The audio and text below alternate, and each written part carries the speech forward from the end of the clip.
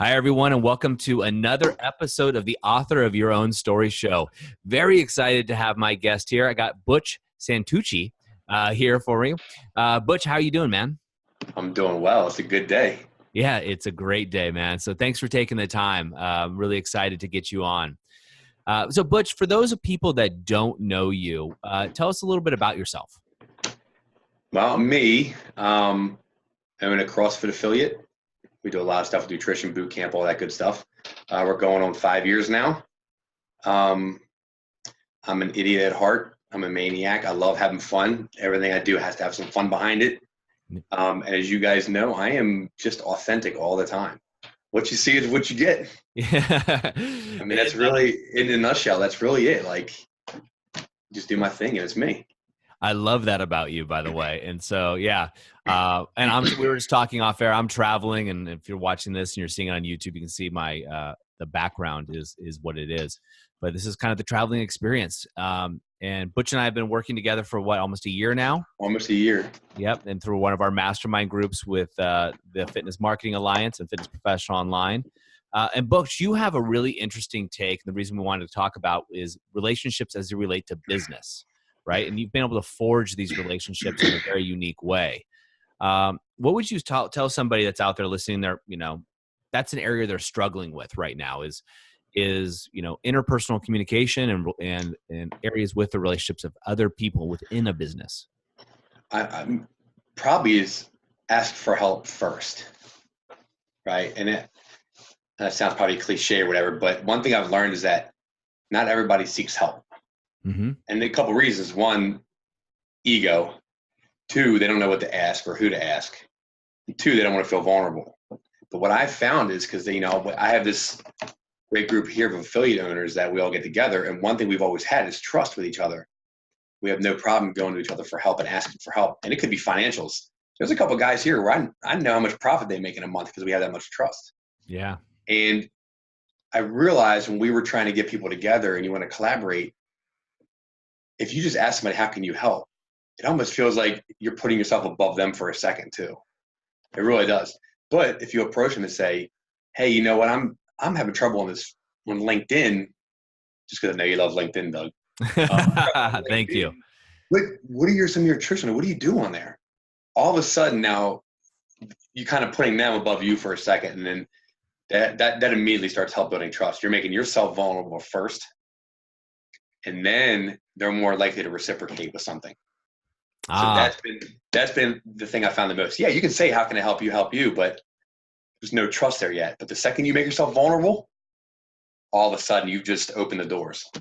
Awesome. And then you have the law of reciprocity there too, right? Where yes. you're when they help you, you reciprocate or vice versa and help them. Mm-hmm. Absolutely. I mean, there's always somebody to help with. When I do it, it's also 100% genuine and authentic. Like, just like, none of us can do this stuff on our own. Yep. Exactly. We all need help. I just figure out what they do. And it's, once I figure out if they're a photographer or if they're a videographer, it's like, what do you use to edit your videos? Like, I'm always curious anyway, I'm a curious guy. I want to know a lot about people. Would you say that's one of the keys is to be curious and remain curious? You have to be. Yeah. Because you never know what you're going to learn too. So asking somebody just a completely off the wall, weird question starts a conversation that you never know what it leads to, Like, I just like asking people anything. It doesn't matter what it is. Ask them whatever I'm thinking. Give us an example of an interesting conversation you've had recently. It was, so we were doing a social event at the gym, and it was a couple, and the one lady I work out with every morning, and her husband comes to the gym too. And look, we always joke around in the mornings. And the one question I asked him was, just out of curiosity, how long into your relationship did you guys first get into it, first have sex? And she was like, oh, it was a couple months and this and that. And I was like, talking about my girlfriend. Like, we just talk about it because like, no one cares because they expect that from us. Yep. But it just opens the doors and realize we can talk about things and we can talk about like whatever. Like, there's a level of trust there, Sure. I'm not going to scream it from the mountains, but it just, I don't know. It means we can talk about other stuff too. So I hope that by, and maybe not that in particular, but by talking about stuff like that they're free to talk about other things that may be bothering them one day. And they go, you know what? this is a guy I can talk to about certain things. Cool. Whether it's a member or another business person, it could be whatever. So you make yourself vulnerable and you open up that conversation for that way they know in the future, should something come up, this is somebody I feel comfortable with, I trust them, and I can talk to him without having to worry about his judgment. Yeah, and I mean, people probably judge me more than I'll ever judge them just because I don't care. You know what I mean? I'm a no filter kind of guy. Yep. That's to an what extent, I love about obviously. You. and to an extent, right? Like, in certain places you can take it from a 10 to an 8, but you'll never see you go from a 10 to a 1. Yeah. But as long as people can see that and say, I want them to see I can relate to that guy, because another thing, me and my girl always said, we've been together 5 years now, and we've always said, we don't want to hang out with somebody that doesn't bring something to the table. Mm-hmm. Like, I don't hang out with like what we call wet blankets, people that don't serve a purpose. Yeah. We don't want. So if I act the way I do and you reciprocate, I'm like, I like you. We're going to get along great. That's what we want. And that's why we want to be authentic, because in business, you want people that'll be the same way, do business the same way as you, but they have the same personality as you and the same drive as you, Sure. Absolutely. So when you're going out there, and I know you're doing outreach in the community as a business owner, and you're running a podcast of your own, you're running mastermind groups. How do you initiate that first conversation with somebody that you don't know very well? Yeah. I mean, I basically learned more about them right off the bat. I try to ask them, some business questions, some personal questions, see how it goes, feel it out. I'm kind of like doing a mini interview almost, because if that's one thing people say about me, I ask a ton of questions. And, I'll say, hey, what you just told me about your business, would you want to share that? If I gave you a platform to share, would you want to share that? Like, what would I talk about? Everything you just told me.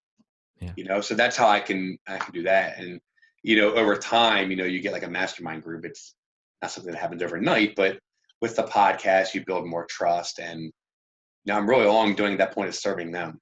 Podcast, I don't get any immediate return or much out of that. It's just something I do to help other people. And because you enjoy it, right? I mean, dude, I get to ask more questions. I love it. See where the conversation goes and find out things about people, It's so much fun. And you do such a great job in our mastermind group. You're always reaching out to people, offering to help, asking questions, and adding humor to the situation, which is always appreciated. It's got to be fun. Yep. Everything you do has to be fun at some point. It can't be all business all the time. Yeah. Unfortunately, I get to work in a business where you can have fun. It's not frowned upon. We're not sitting behind a desk in a suit and tie, with gym shorts, t-shirts. It's a little more laid back. We're okay. We can get away with a little bit more. Yep. Absolutely. Yeah. And my coaches are all the same way. So how do you deal with interpersonal communication with your coaches? That your coaches are effectively, because not most of the people here aren't fitness people that are listening to this, but your coaches are effectively your staff, right? Your employees. How do you deal with that with them? I mean, as far as like keeping it fun, but keeping it professional, and are you equally as authentic with them as you would be? I mean, do you have the same level of conversation with them that you have with clients and with other business owners, or are they getting a different Butch? It's all the same, except my coaches will get a little bit more of the toned down version when the time is right. Mm-hmm. So they get like the fun part that's a 10, and whereas members might see the 4 or 5 level every so often, every quarter, my coaches might see it once a week. Okay. So we have our meetings and all that, and they know if it's scheduled and it's formal, that's dialed in time. Yeah. So usually that stuff's planned, and they know the difference between when it's time to focus, when it's time that we can play a little bit. They totally get it. They hear the tone, or because I've always joked around so much. My girl will tell you, we've always had this word. I don't even know where it came from. Our friends did it in high school. We joked around so much that we had to have a word that was like our beyond swear to God. Like, this word you couldn't question, you could never ask somebody to say it. It was our Jägermeister, and that's what we said when we were like, dude, I'm not lying, Jägermeister. And it was like crap. So we've had to have that level because it was so bad for a while, but they get it with the tone and they understand. Awesome. I love it. So you have an inside language, not only with your friends, but also with your staff, and they also know the tonality that's coming in. They do. I mean, I sit across the desk from one of my main coaches. I mean, probably 15 hours a week. If we just sit there and like stare off and I talk, like, what? You know what I mean? Like, it wouldn't be fun. Like, if we're not joking around and playing jokes on each other, like, What fun is it? Why would I want to sit here all day? Yeah, absolutely. So you have a family feel there. I love it. We do. You have to. I think you really have to. Do you bring that? So with the mastermind groups that you run within your local area, right? So that's other businesses that you've formed. Do you have that same level of informal communication? We do, because these are people I've been working and partnering with for 6 months now.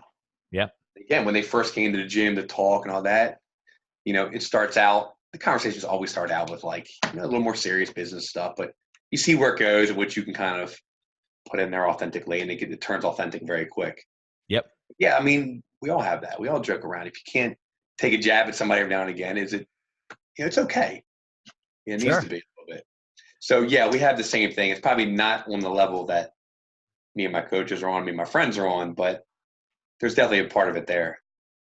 I always, so my background is people that watch this probably know, and some of it is, I owned a gym, but I also owned a marketing agency. I also owned a magazine. Like I had all these different, and at one point in my early 20s, I almost felt like I was putting on different hats everywhere I went.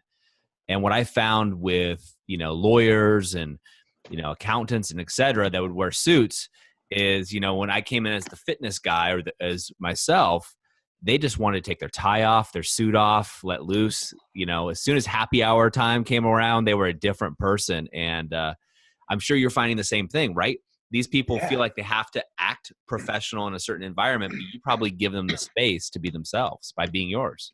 Yeah. It's like, oh my God, it could be that CEO could be going, well, finally someone that acts like me. Yep. My last company I worked for, it was a $130 million company. And the Yeah. CEO was someone I knew growing up.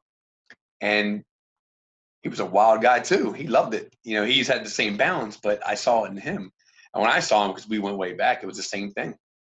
He's like, I get to be myself around Butch because it's okay. I know Butch I'm not gonna offend him. I'm not gonna like upset him, or I hope I can do that for other people for sure.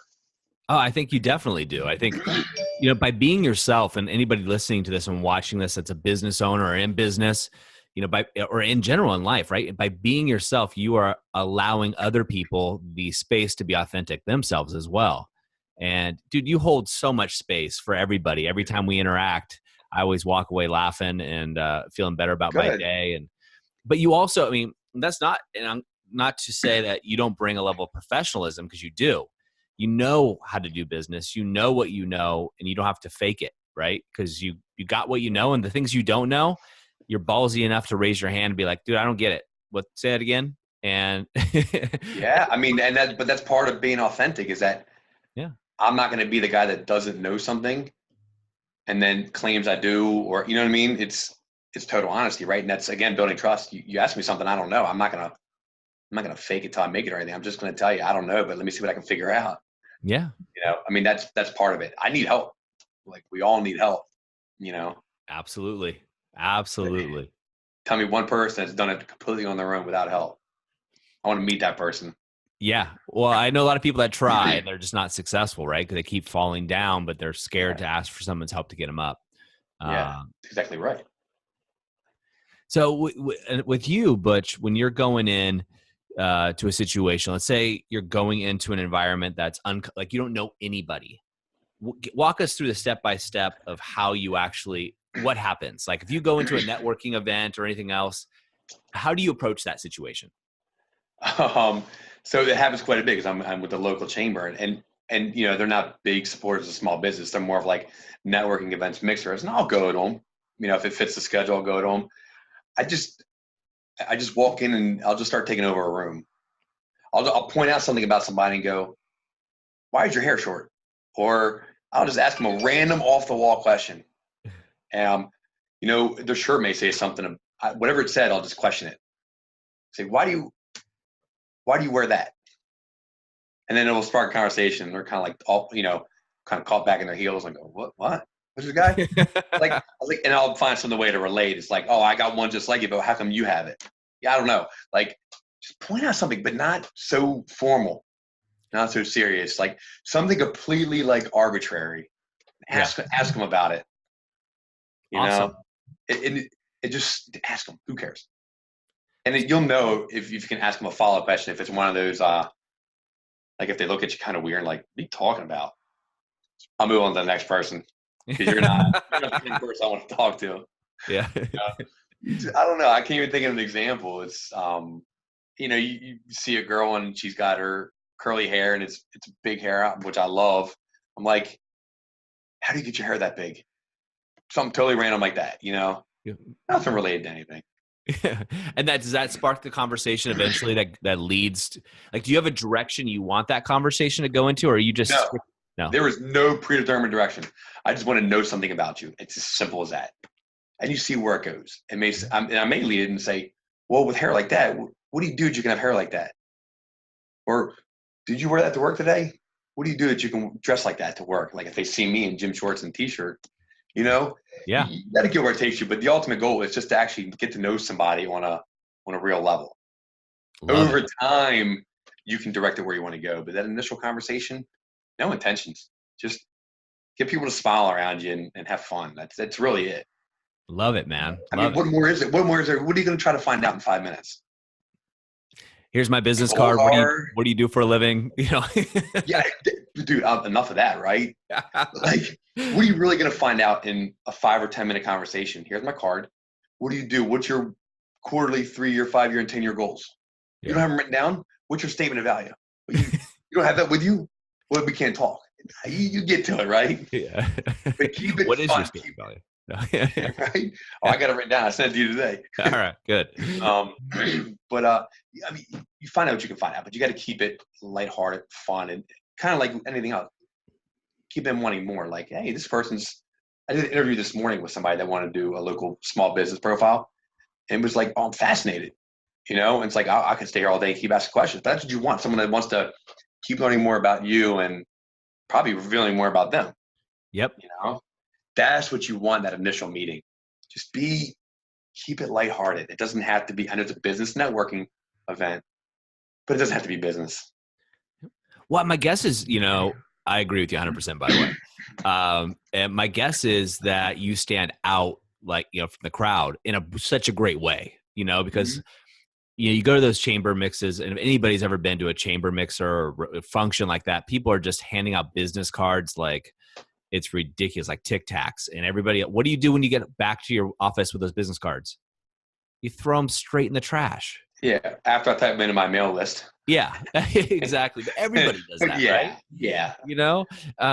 And so when you're going out, you're being authentic and you're asking the woman about her hair or whatever it is, they're going to remember you and remember that. And that's an interaction with a human being. We talk about B2C, B2B, or H to H, right? Human to human. Yeah. And that's a totally different representation, man. It is. And they're going to remember that question versus what do you do? Mm-hmm. They're going to remember that off the wall question. I can remember people doing it to me a long time ago. Yeah. But one thing, I know this has been around forever, but one thing I really took away from you guys in the beginning was it's that progression of know, like, trust. And I find that a lot of these networking events, people try to jump straight to trust. And there's a big misconception there. I don't even know you. I told people, like, I want to get to know you and learn to like you before we do any business. You know what I mean? Like, I'll tell them that in the first 5 minutes of meeting them. Cool. Like if they're talking about exchanging cards and info, okay, I'll take it. But my goal is to build trust with you first and get to like you. I'm not going to sell you. You know what I mean? Yep. Like, that's so important at those events. And I think a lot of the networking events have it backwards. Oh yeah. Well, it's not even just the events, the way people approach those events, right? Yes. They're going in there with a me attitude. I want something from you. And me, I always use those dating analogies, right? It's like, hi, my name's Doug. Nice to meet you. Do you want to sleep together? Like that. Asking me to marry you on the first date. It's like, and I think that's where people are trying to jump to. It's like, oh my God, this guy, he could help me. And this is the case. Like, every MLM person in the world has approached me because they think, oh my God, he owns a gym, gold mine. That's all they think when they see me. They don't think, how can this guy, how can I help him? Or, this would be a great collaboration down the road. It's, oh my God, these products should help your members. And that's mostly what I get, but they think about them. Yep. And it's not just MLM. It's a lot of different things, but they're jumping straight to trust and sleeping together on the first date. Oh, dude. I mean, in the fitness industry, and for anybody that's not in the fitness industry, we get hit up by, I'm sure a lot of people do, but we get hit by MLM people every single day. Oh, wow. LinkedIn, Facebook, Twitter, Yeah. Instagram. I get asked all the time. And if you are in the MLM industry and you're listening to this, take Butch's advice, Take because it you do slow. have an amazing network, and add value to Butch first, right, in this situation, or anybody you're talking to, rather than just trying to go straight for the kill so you can make more money. Yes. Follow the progression. If you are in any one of those, even if you're just in sales and you're selling any product anywhere, Yep. if you're a local cashier at GNC, whatever, like just slow it down. Yeah. Take 3 months. Let people like you. Build a relationship. Anybody that's done that with me and I've done with them, dude, our relationships are stronger than ever. I have partners here that, physical therapists that I'll let them email my members. I'll shoot their emails to my guys. I trust them. I'll send my people to them because I know they're in good hands, getting good service. But I tell every partner that comes in, minimum 3 months. Nothing will happen in less than 3 months.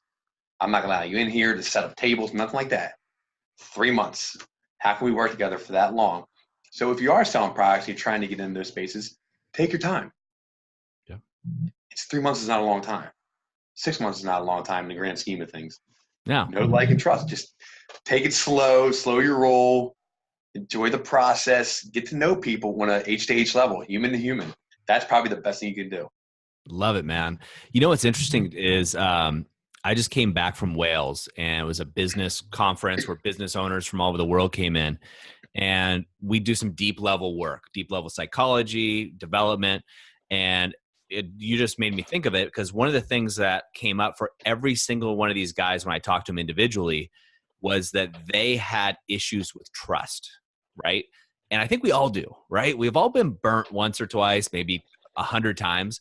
And so we have, like, do you really want to let somebody in or not? And so with what you're saying, well, twofold. One is you being authentic allows people in and allows them to let you in. So that's a trust factor. But the second thing is, if all of us have these trust issues going on, why do we all of a sudden think that someone's going to trust us instantly because we're a good guy, yet we don't trust them? You got to build that. You got to build that relationship and rapport over time. Such a great point. I didn't even think about that until you mentioned it. And you'll know in the first couple of weeks working with somebody and collaborating, like the guys I partnered with when I first got with them, when I started the podcast, these are people I was already collaborating with. I emailed like 10 people off the bat and said, hey, I'm doing a podcast. Can you be one of my first? I need some help practicing. I need to get my bearings down. And literally the first 2 people that replied and scheduled within 30 minutes of the email were 2 people I'd been collaborating with for months already. They're like, cool, whatever you need. Yeah. But the people that I hadn't been collaborating with as much, or that were just, the process didn't start the same way, they didn't schedule. And it was cool to see that, like, when I need something, they're there. Like, but it took, I've been with them now like 6-7 months. So it has taken a while, but now I have a bond and a trustful relationship that I wouldn't have gotten any other way. It really works. If you're listening, that shit works. It really does. Take your time. It works. Yeah. You got to play the long game. It's so true. I've been guilty of it. I'm going to raise my hand. Yeah.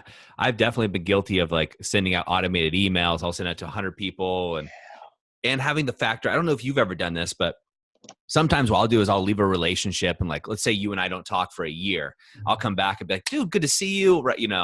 I leave right off where I left the relationship the last time, even if it's been a span of period of time. Not everybody does that, right? Mm-hmm. Not everybody has that same attitude towards the relationships. And I've caught myself going right back in to asking for a favor or asking for something because I just thought of this person. And they were like, dude, nah, not right now. Let's hold off. And pump the brakes a little bit here, which is so interesting when you mention it. And, like, I'm a CrossFitter. Tell me one CrossFitter that has not asked someone to marry them on the first date. Oh my God, you got to do this. I know it's expensive. You just got to do it. Yeah. Dude, we all did that, dude. We were all psychos in the beginning about that. I still find myself doing it. We had a Baltimore CrossFit owners gathering yesterday. We do it once a month. And that was our biggest topic was, dude, we're asking people to go from 0 to 199. We're like, what are we doing? Like Yeah. we're doing just that. We're trying to sleep with them on the first date, and it works for some people, right? Yeah. But it doesn't work for everybody. Like, why don't? What else can we do? And that's a big thing. We're not building trust with anybody. We're asking them to trust us without knowing us, and that's all we're doing. And we've all been doing that forever. Yeah. What are we doing? Yeah. And it took me this long, even though I preach it with other stuff. I'm looking at my own model and going, yeah, I got a hole there. I got to fix that. I've been doing this the whole time. Yeah. It's crazy. Well, I mean, and kudos to you, by the way. That's one thing that you do so well, Butch, is you look at your business, you're willing to look at the holes and actually fix them, where so many other business owners aren't, right? They kind of get stuck in this narrow box of one, either I don't want to look at it, or two, I don't want to admit that there's issues there. And we all have them. Every business owner We do. has them, man. I coach business owners, and I probably have more than most, right? Yeah. It's funny how you look at that. But that's just another relationship with your business. You know what I mean? It's like, it may not be human, or it could be business to business. It could be you and your own business.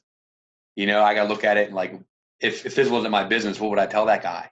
What would I tell Butch? You look at it that way and you step back. It's like, I would tell Butch he's an idiot right now. What is he doing? Yep. And I've had to do that a couple times. Yep. And there's sometimes I turn my head and go, all right, I really need to address this. We all still fall in that. Sure.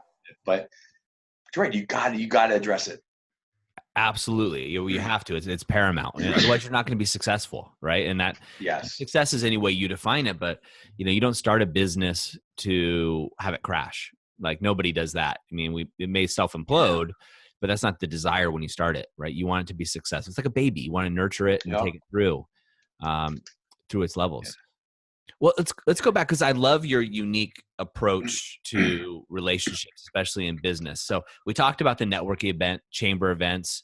A lot of people listening to this are introverted, right? They don't know how to. You gave them a great icebreaker, but how do you take that relationship further? You meet me at the chamber. You're like, Doug, why the heck are you wearing a blue shirt, right? And then I tell you, and you say, well, because I was going to wear a blue shirt. We go through there. What's the follow-up sequence for you after that? Or is there one? I don't know if there is one. I think that kind of happens organically. That's a good question, because I should probably go back and look at my last, 20 connections face to face and see, how did this play out? Because I know a lot of them didn't. Mm-hmm. But then I got to look at, what was my conversation? Was I really asking the right things? Was I really following the right progression? And maybe I wasn't. I don't know. Because it's like asking someone to be on your podcast within 5 minutes. It's like asking them to marry you too. Yeah. That could be a jump, right? So I'm like, maybe I did that too soon. So I don't know. I think if you do everything right in the first meeting and you're truly like interested in them, it'll happen. They'll reach out to you. I really think that. I don't think you need to follow up. Maybe you can follow up and be like, hey, you talked about this the other day when we met. It's been stuck in my head forever.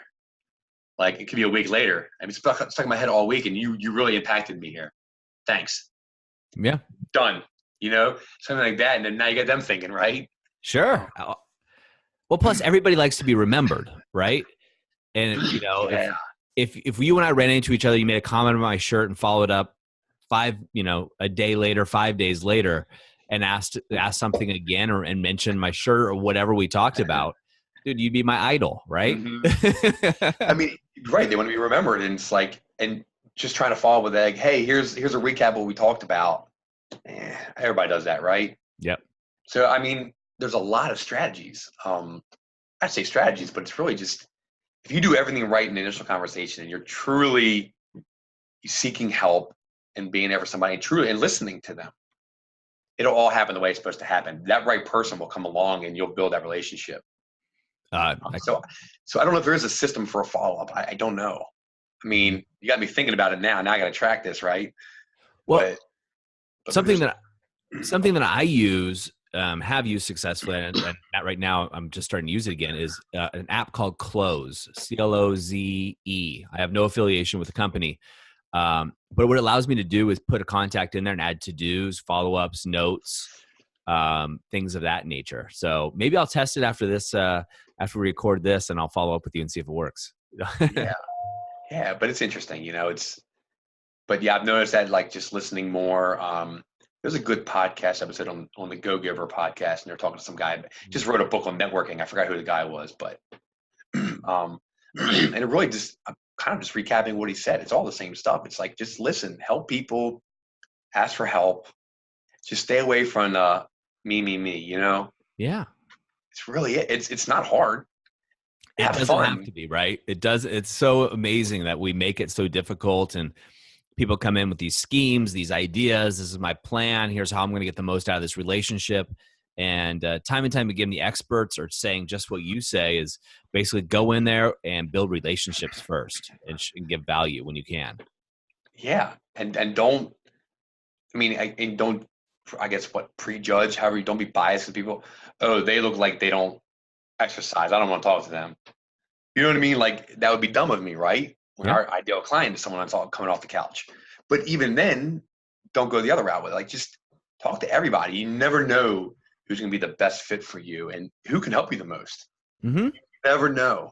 They're all equally valuable in the start. Yeah. Well, in your case and scenario, right? So the person coming off the couch is your ideal client. So you might think, that guy's really fit. I might not want to go talk to him, but he may be the person that could refer you 20 people who are off the couch. Or may not be able to do anything. But that's not what you're saying. That's not what it's about anyway. It's not what it's about anyway. Down the road, sure. But the second that crosses your mind in that initial conversation, you might as well not even talk to them, I think. I think if you look at somebody and go, oh man, referral machine, I think you've killed the relationship before it started, honestly, because it's in your head. Everything you do is only geared towards that, and someone will sniff it out. Yeah. Yeah. So just get rid of that, clear your head before you go in. Networking event, have a couple drinks, get that out of your head, and just say, ask people questions. Love it. Love it. I mean, test it. How many questions can you ask in one networking event? Mm-hmm. Can you hit 100? I don't know. Make a game out of it. I like that. Yeah. Gamify the networking event so it's fun for you, so you're more relaxed, right? Yeah. Have a little clicker in your pocket. Click it every time, right? And but see how many questions you can ask somebody. Like a fresh question, and you'll learn so much. It really is. But they'll value you for it. I love it. I love it. I love it. So why are you wearing that yellow t-shirt? I just got done coaching. It's my coach's shirt. Okay. See, I'm trying. I'm practicing what you're teaching me, man. See? You can say, why do you have a crappy beard that misses spots? Hey, I'm 36 and can't grow a full beard yet. You know what I mean? It could be whatever, Like, people ask me about my earrings all the time. Will that hole ever close up? One day, yes. Yeah, I hope. We'll find out. It's all kinds of stuff. You know what I mean? It doesn't matter what it is. Have a smile on your face when you ask them. Seem genuinely interested. And just listen. I mean, it's that simple. People will love you for it. So great. Remember you for it. So, Butch, we're wrapping up here because we're running out of time, and I definitely want to have you back on because before this, we talked about all the different topics you can talk about. But where can people find out more information about Butch? Google Butch Santucci.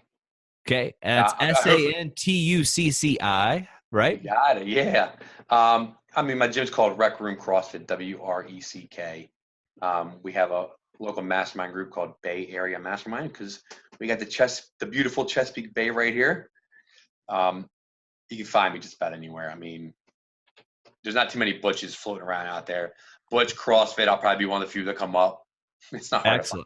They're not hard to find. I love it. And when you find Butch, make sure you ask them some questions, right? Yeah. Oh, I love when people ask me questions. I'm like, oh, crap, I'm in the hot seat. I'm like, oh crap. Like, but I like it.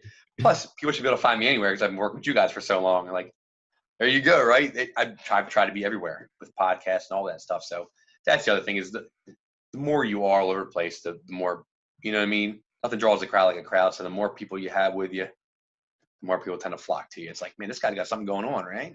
Yep. And you do, man. And you definitely do. Well, Butch, thanks so much, man, for being on today. And for everybody listening, go ahead and look up Butch. Make sure you get some more ideas and use his ideas for your next networking event or anything else that you're doing. Build relationships first. It's human to human. All right, Butch, thanks again for being on. See you, Doug. Thanks, brother.